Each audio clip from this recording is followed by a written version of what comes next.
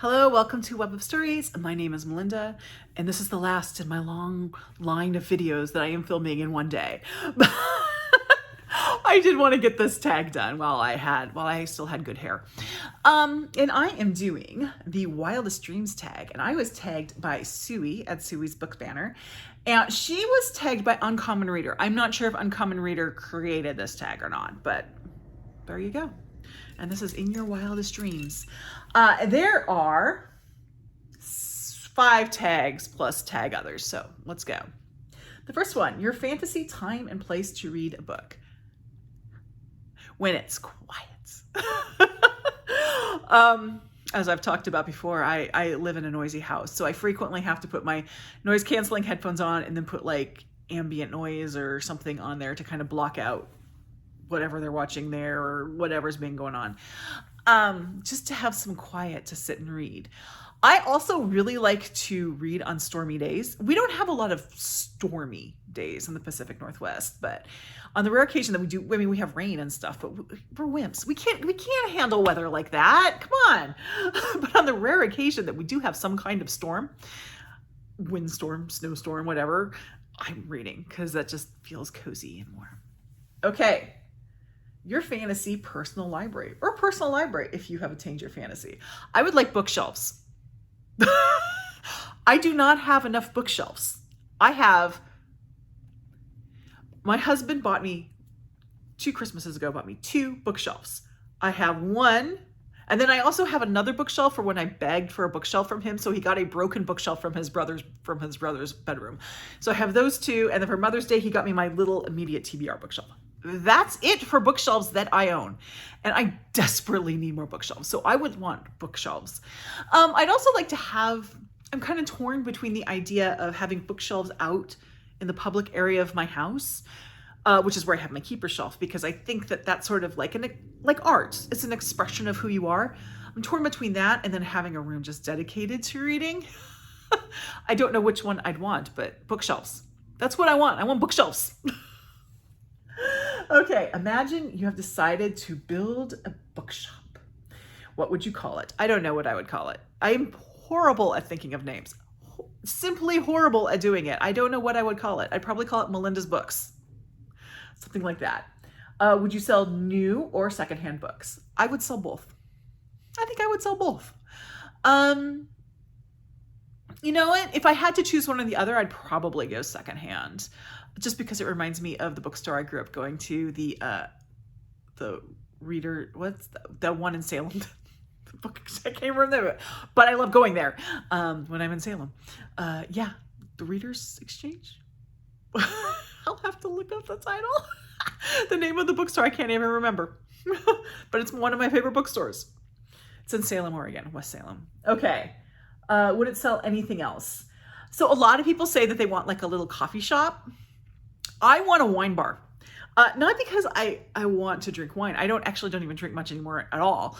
But I wanted to cater. I want to have a space in it. And this answers the next question. What features would you want in that shop?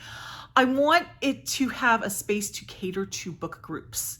So yes, a coffee shop would work as well too, but having wine in a book group, like, come on.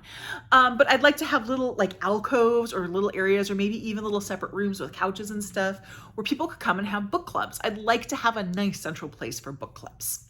I'd also like to have a bookstore cat. It can't be my cat because she hates humans, but one that likes humans and just likes like rolling around and being petted, I would like to have a bookstore cat. Okay, question 4. One person, not a Booktube creator, with whom you can have a good conversation about books.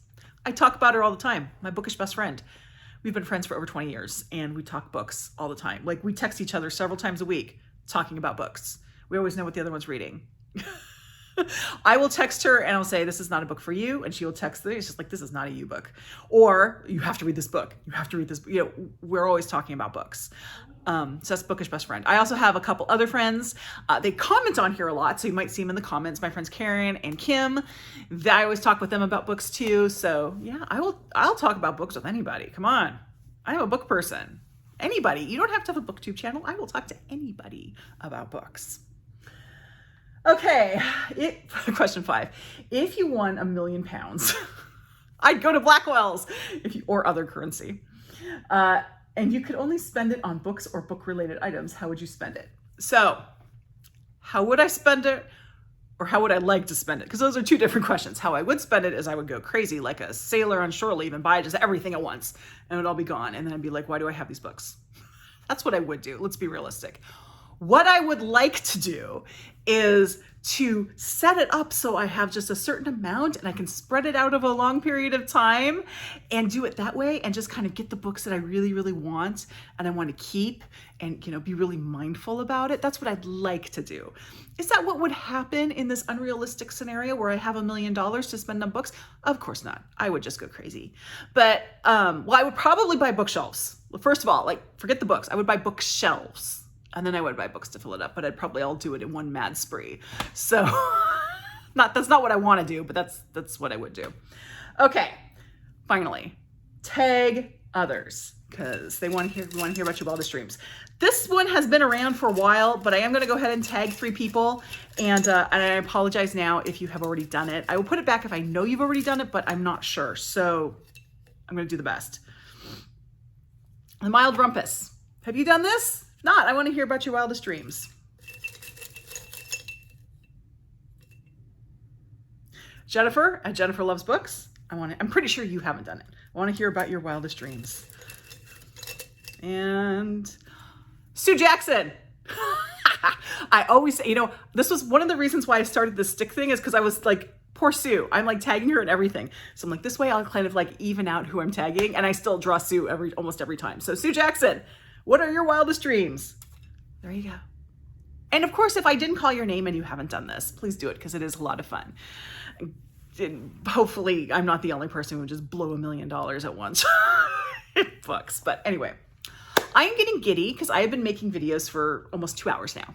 So I am going to cut this short and wish you all the best. Like, subscribe. I will see you in the next video. And maybe I'll be wearing something different with different hair. Who knows? Talk to y'all later. Bye-bye.